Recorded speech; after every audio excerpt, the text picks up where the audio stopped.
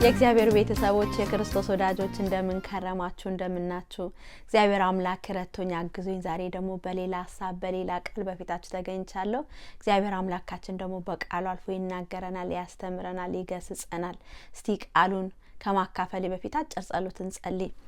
ቅዱስ ተመስገን አምላካችን ሆይ ተባረክ። ዛሬም ደግሞ በቃል አልፈ እኔንም ወገኖቼ ልትናገረን ስለመጣ የሚፈውሰው ቃል የሚያንጸው ቃል እግዚአብሔር ሆይ ለእያንዳንዳችን ዛሬ ለውስጣችን ለልባችን ልትናገረን ስለወደድክ ስለፈቀድክ ጌታ ተመስገን። አሁንም እንድናስተውል ቃልን ሰምተን ደግሞ እንድናፈራ 30 60 100 ፍሬ እንድንሰጥ አንተ እርዳን። እግዚአብሔር ሆይ ጨለማ ስራ ሁሉ በኢየሱስ ስም ይፍረስ፣ አየሩ ዙሪያ ሁሉ በኢየሱስ ስም ይለቀቅ። እኔ ባሪያህን በደም ሸፍነኝ፣ በሳጥቅ ጠረኝ፣ አንደበቴን ቀባ፣ ተናገር ያልከኝን ብቻ እንድናገር አንተ እርዳኝ። አባቶ ጊዜው ተጀምሮ እስከሚያልቅ አንተ ብቻ እየተንቀሳቀስክ እንድትሰራ ሐሳብን ሁሉ እንድታስተላልፍ ጊዜውን ሰዓቱን ሁሉ እንድትቆጣጠር እኔ በኢየሱስ ስም ጸለይኩኝ። ክብር ሁሉ ለስም ይሁን በኢየሱስ ስም። ሃሌሉያ። ኢየሱስ ጌታ ነው። እግዚአብሔር የሰጠኝ ሐሳቡ ቃል ርዕስ የሰጠሩት ቃሉ ስራ ሳይሰራ አይመለስም የሚል ነው። ወገኖቼ እግዚአብሔር ቃል ሲመጣ ሁሉ ጊዜ ስራ አለው። እግዚአብሔር ቃሉን ዝም ብሎ አይልክም። ቃሉን ሲልክ ስራ ሊሰራ ስለወደደ ነው። እግዚአብሔር ቃል ፓወርፉል ነው። ዘፍጥረት እንኳን ሄደን ብናይ ምዕራፍ 1 ጀምሮ እግዚአብሔር ተናገረ፣ ቃሉን ሰጠ፣ ሆነ። ይናገራል፣ ይሆናል። እግዚአብሔር ሲናገር የሚሆን ነው። እግዚአብሔር ቃል ሁሉ ጊዜ ሕይወት ያለው ነው፣ የሚንቀሳቀስ የሚሰራ ነው። ትንቢተ ኢሳይያስ 55:11 ሲናገር እንደዚህ ይላል። በኢየሱስ ስም አነባዋለሁ። ካፍ የሚወጣ ቃሌ እንዲሁ ይሆናል፣ የምሻውን ያደርጋል፣ የላኩትንም ይፈጽማል እንጂ ወደኔ በከንቱ አይመለስም። እግዚአብሔር ቃል ሁሉ ጊዜ ስራ ሳይሰራ አይመለስም። ሁሉ ጊዜ ስራው ይሰራል ወገኖቼ። የእግዚአብሔር ቃል ደግሞ ስራውን ስናይ የመጀመሪያ ፍቃዱን ይፈጽማል። የእግዚአብሔርን ሐሳብን ፍቃዱን ይፈጽማል። እግዚአብሔር በውስጡ ያለውን በልቡ ያለውን ሐሳቡን ቃሉን ይፈጽማል። ኢሳይያስ 55:11 ያነበው እንደዛ ነው የሚለው። የምሻውን ያደርጋል፣ የላኩትንም ይፈጽማል። እግዚአብሔር ቃሉን ሲልክ ቃሉን ሲናገረው ያሰበውን የፈቀደውን ፍቃዱን ይፈጽማል። ሮሜ 12:2 እንኳን ሲናገር እንደዚህ ይላል። የእግዚአብሔር ፍቃድ እርሱም በጎና ደስ የሚያሰኝ ፍጹም የሆነ ነገር ምን እንደሆነ ፈትናችሁ ታውቁ ዘንድ በልባችሁ መታደስ ተለወጡ እንጂ ይህን ዓለም አትምሰሉ ይላል። በልባችሁ መታደስ ተለወጡ። እንዴት ነው ልባችን የሚታደሰው? በእግዚአብሔር ቃል ነው። ያ ቃል የሚመጣው ቃል ምንድነው የሚያደርገው? የእግዚአብሔርን ፍቃድ ነው የሚፈጽመው። የሱ በውስጡ ያለውን ፍቃዱን ይፈጽማል። ለዛ ነው ትንቢተ ኢሳይያስ 29:11 እኔ ለእናንተ የማስባት ሐሳብ እኔ አውቃለሁ፣ የሱን ሐሳብ ይፈጽማል። ቃሉ ሲልክ ወደ እግዚአብሔር ሐሳብ ነው የሚያመጣን፣ ፍቃዱን ወደ ፍቃዱ ነው የሚያመጣን ወገኖቼ። ስለዚህ የእግዚአብሔር ቃል ስራው የእግዚአብሔርን ሐሳብና ፍቃድን ይፈጽማል። ሌላው ደግሞ የእግዚአብሔር ቃል ስራው ይፈውሳል። መዝሙር በቅንፍ 107:20 ላይ ሲናገር ቃሉን ላከ ፈወሳቸውም ከጥፋታቸውም አዳናቸው። እግዚአብሔር ቃሉን ሲልክ ቃሉ ሲናገር ፈውስን ያመጣል። የእግዚአብሔር ቃል ዝም ብሎ አይደለም፣ ወይድ አይደለም፣ ይፈውስማል። ታመመውን ሰው ቃል ሲናገር ተፈውሶ ይቀራል። እኔ በጣም ደስ ይለኝ በአዲስ ኪዳን ውስጥ አንድ በጣም የሚገርም ሰው ነው። አዛዥ ነው እና ሰራተኛው ጭፍራው ታሞበት ኢየሱስ ክርስቶስ ጋር ይመጣል። ከዛ እመጣለሁ ሲለው አትምጣ፣ በኔ ጣራማ ልትገባ አንተ አይገባም፣ አንተ ትልቅ ነህ፣ እኔ ከበላይ ያሉ ከበታች ያሉ የበታች ያሉት ይታዘዙኛል፣ አንተ ግን ወደ ቤቴ ትመጣ ዘንድ አልፈልግም። ብቻ ምን ቃል ላክ። ከዛ ጌታ ሂድ ባሪያ ተፈውሷል አለ። ቃል ወጣ ከጌታ ኢየሱስ ክርስቶስ። ከዛ ሲሄድ ተፈውሶ አገኘው። ቃል ሲወጣ ሁሉ ጊዜ ፈውስ አለው። እግዚአብሔር ቃሉን ሲናገር ጌታ ኢየሱስ ክርስቶስ ቃሉ ሲናገር ከቃሉ ጀርባ ስራ ይሰራል፣ ይፈውሳል። ልክ እንደዛው ማለት እንደዛ አዛዡ ባሪያው እንደተፈወሰለት። ሌላ ደግሞ የእግዚአብሔር ቃል ስራ ወገኖቼ ያስተካክላል፣ ይሞርዳል፣ ይለውጣል። አንድ ሰው ልቡ ደንዳና የሆነውን እግዚአብሔር ቃሉ ሲነካው ተለውጦ ሌላ ሰው ሆኖ ይገኛል። ለዛ ነው ትንቢተ ኤርምያስ 23:29 ሲናገር በእውኑ ቃሌ እንደ እሳት ድንጋዩንም እንደሚያደቅ መዶሻ አይደለችምን ይላል እግዚአብሔር። ቃሉ እንደመዶሻ ድቅቅ ያረጋል። የሆነ የተበላሻው ሚስማር እንኳን ተወለጋግዶ ከሆነ በመዶሻ ትክክል እናረጋዋለን፣ እናስተካክልና ቀጥ ብሎ እንዲገባ እናረጋዋለን። የእግዚአብሔር ቃል እንደዛ ነው፣ እንደ መዶሻ የሚያስተካክል የሚጠርብ፣ እንደ እሳትም ደግሞ የሚያደቅ ድቅቅ አርጎ ሰውን በቃ አመፀኛውን የነበረው ታዛዥ ሰው የሚያደርግ ያለ እግዚአብሔር ቃል እንደዛ ነው። ይለውጣል፣ ያስተካክላል። ይሄ ሰውማ አይለወጥም፣ ይሄ ሰውማ እንደዚያ ነው የተባለው የእግዚአብሔር ቃል ወደ ውስጡ ሲገባ ያ ሰው ኮምፕሊትሊ ሌላ ሰው ሆኖ ይገኛል። ያ የእግዚአብሔር ቃል ስራ ነው። እና የእግዚአብሔር ቃል ስራው የውስጥን ሐሳብን ሁሉ ይመረምራል። የእግዚአብሔር ቃል የማያውቀው ነገር የለም። የእግዚአብሔር ቃል በሰው ውስጥ ያለውን ሐሳብ እንኳን ሳይቀር ይመረምራል። ለዛ ነው ዕብራውያን 4:12 ሲናገር የእግዚአብሔር ቃል ሕያው ነውና የሚሰራም ሁለትም አፍ ካለው ሰይፍ ሁሉ ይልቅ የተሳለ ነው፣ ነፍስን መንፈስን ጅማትን ቅልጥምንም እስኪለይ ድረስ ይወጋል፣ የልብንም ስሜትና ሐሳብ ይመረምራል። በውስጥ ያለውን ሐሳባችን ማንም ሊያውቀው የማይችለውን እንኳን የእግዚአብሔር ቃል ይመረምራል። አንዳንድ ጊዜ የሆነ ነገር አስበን ለአርግ የሆነ ነገር እያለን እንኳን ድንገት የእግዚአብሔር ቃል ስንከፍት መጽሐፍ ቅዱስ ኤግዛክትሊ ለዛ ነገር የሚሆን ነገር የውስጣችን ሐሳብ የምናስበው ነገር የሚሆን ነገር ይናገረናል። ዋው ጌታ ሆይ ብለን እናመሰግነዋለን። እና የእግዚአብሔር ቃል ውስጣችን ዲፕ ያለውን እንኳን ሐሳብ የሚመረምር ነው ወገኖቼ። ታዲያ የእግዚአብሔር ቃል እንደዚህ የሚሰራ ከሆነ እንደዚህ ፓወርፉል ከሆነ ከኛ ምን ይጠበቅብናል? ምን እናርግ ወገኖቼ? ሌላው እግዚአብሔር ቃል እንደሚለን ቃሉን በሌሊትም በቀንም እናሰላስል። የእግዚአብሔርን ቃል ሜዲቴት እናርገው፣ እናሰላስል። መዝሙር 1:2 ሲናገር ነገር ግን በእግዚአብሔር ሕግ ደስ ይለዋል፣ ሕጉንም በቀንና በሌሊት ያስባል። ከዛ በፊት ምን ብሎ ነው? ምስጉን ነው በክፉዎች ምክር ያልሄደ ያልተቀመጠ ይልና ከዛ ግን ነገር ግን ምን የሚያረግ ሰው የእግዚአብሔርን ሕጉን ወይም ደግሞ ቃሉን በቀንም በሌሊትም የሚያሰላስል። ቃሉን በቀንም በሌሊት ልናሰላስለው ይገባል ወገኖቼ። እንዲለውጠን እንፈልጋለን፣ እንዲፈውሰን እንፈልጋለን፣ ስራውን እንዲፈጽም እንፈልጋለን፣ ወደ ሐሳቡ ፈቃዱ መውጣት እንፈልጋለን። ይህንን ቃሉን ሕይወት የሆነውን ቃል በቀንም በሌሊት እናሰላስለው። ቃሉን ሜዲቴት እናርግ፣ የእግዚአብሔርን ቃል። እኔ አንድ ጊዜ አንድ ሴትዮዋ ናት ከራሷ በክርስቲያን ቲቪ ስትመሰክር የሰማዋት ነው። ዶክተር ሱዚ ትባላለች። ይቺ ሴት ታመመች እና ካንሰር ያዛት። ዶክተሮችም የሰጧት አይ ቲንክ 6 months ምናምን ነው የምትኖሪው፣ ምንም ተስፋ ሆፕ የለሽም ብለው ነገሯት። ከዛ ቤት ገባችና በእግዚአብሔር ፊት መጸለይ ጀመረች። ጌታ ሆይ በቃ ለሞት ነው ማለት ነው፣ ምንድነው ተስፋዬ ከዚህ በኋላ እያለች እየጸለየች እያለ የእግዚአብሔር መንፈስ እንደዚህ ብሎ ይናገራታል። ቃሉን ሁሉ ጊዜ እግዚአብሔርን ቃል በላይሽ ላይ እያወሽ ተናገሪ።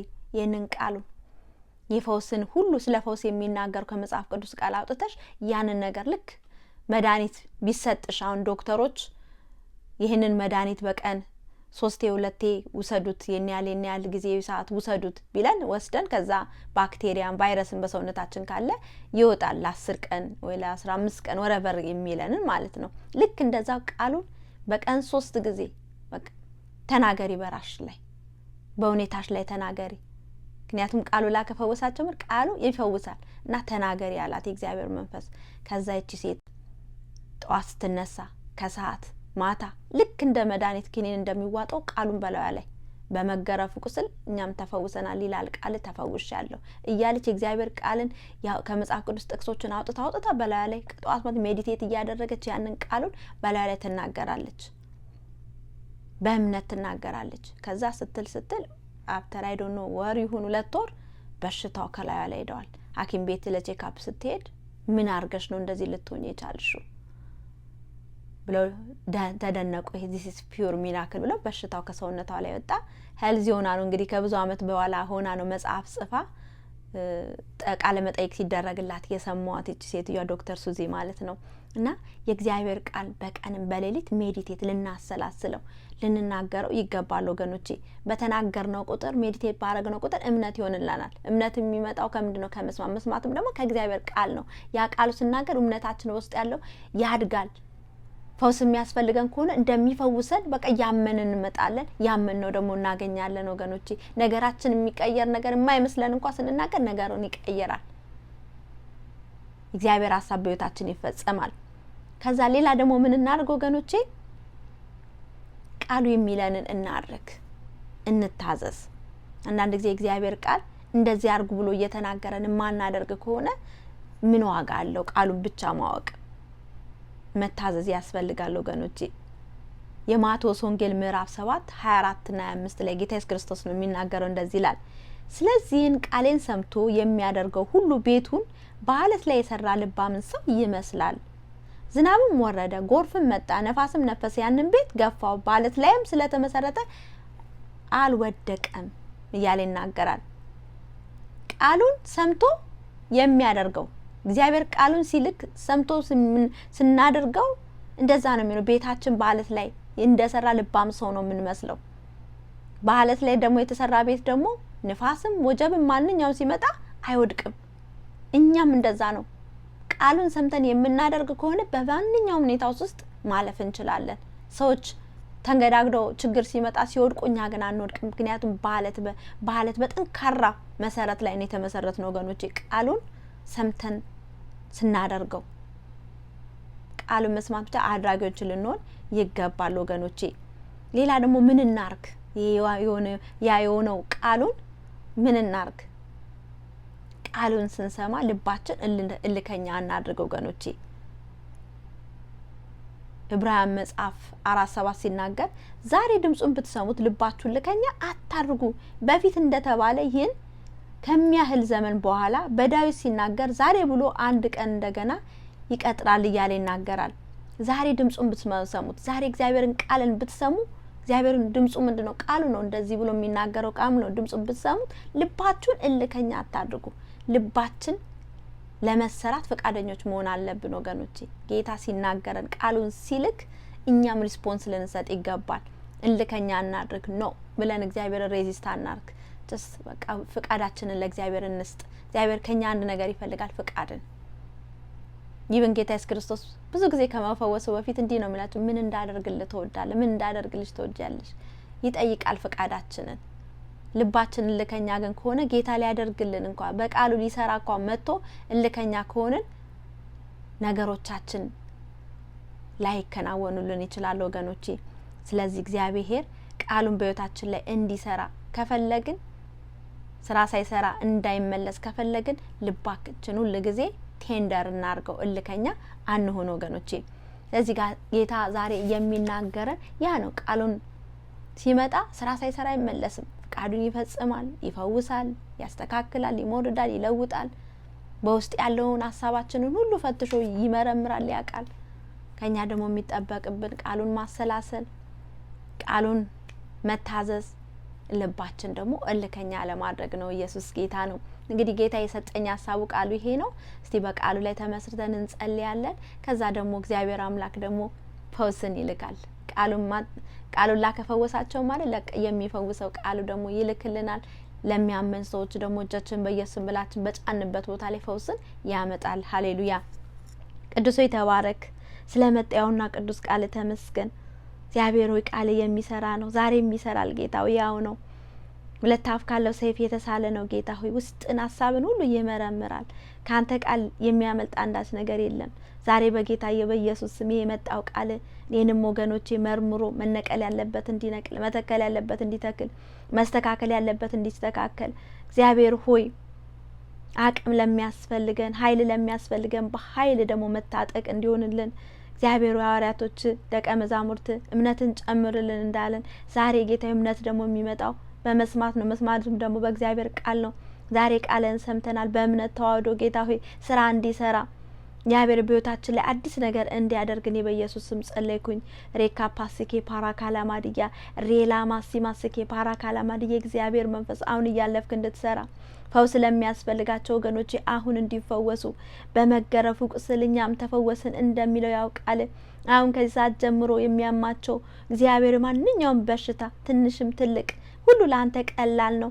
በጌታ በኢየሱስ ስም አሁን ጌታዬ ከሰውነታቸው ላይ እንዲነቀል ራካ ፓስኬ ፓራ ካላማዲያ ሬላ ማስኬ ፓራ ካላማዲያ እግዚአብሔር መንፈስ አሁን ወገኖቼ እንድትነጋ እንድትዳስሳቸው በሽታን ሁሉ ከሰውነታቸው ላይ እንድታነሳ ተጽዕኖ ሁሉ በኢየሱስ ስም እንዲሰበር ተግዳሮቶች ሁሉ በኢየሱስ ስም እንዲነሳ ከበሽታ ከምክንያቱም ጭምር ጌታዬ ከሰውነታቸው ላይ አሁን እንዲነቀል ለዘላለም ተነቅሎ እንዲቀር እግዚአብሔር ሆይ አንተ ሰላማችን አንተ ረፍታችን እግዚአብሔር ሆይ በረፍትና በሰላም ወገኖችን እንድትሞላቸው በሽታ ሁሉ ከሰውነታቸው ላይ አንስተ እግዚአብሔር አባቴ ሆይ በደስታና በሐሴት እንድትሞላቸው ሐሳብና ፍቃድን በሕይወታቸው ላይ እንድትፈጽም እኔ በኢየሱስ ስም ጸለይኩኝ።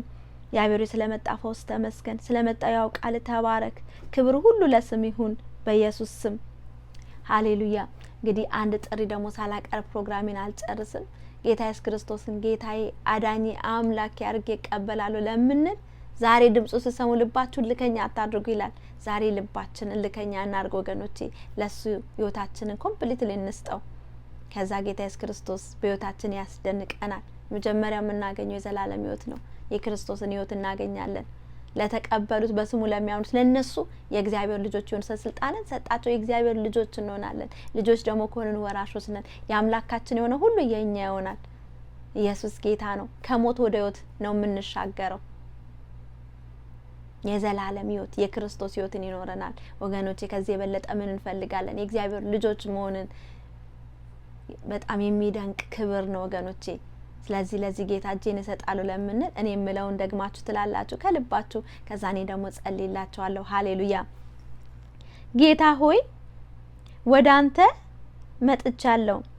ኢየሱስን የግሌ አዳኝ ጌታ ካህን አድርጌ እቀበላለሁ። በልቤ አምናለሁ፣ ባፌም ደግሞ እመሰክራለሁ። ኃጢአቴን ሁሉ ይቅር በለኝ፣ ስሜንም በሕይወት መዝገብ ላይ ጻፈው። ስለተቀበልከኝ አመሰግናለሁ በኢየሱስ ስም። አባቱ ይህንን የጸለዩ ወገኖች ይባርካቸው። ዘመናቸው ሕይወት ነፍሳቸው ሁሉ ይባረክ። ወደ እኔ የመጡትን ፍጹም ወደ ውጭ አላውጣቸውም እንዳልክ በቤት ትከላቸው፣ አሳድጋቸው። እግዚአብሔር ሆይ አንተን እንዲያውቁ በመንገድና በሀሳብ እንዲሄዱ እለት እለት ጌታ ሆይ እየመራክ ወደ ሀሳብ ወደ ፍቃድ አንተ ምራቸው።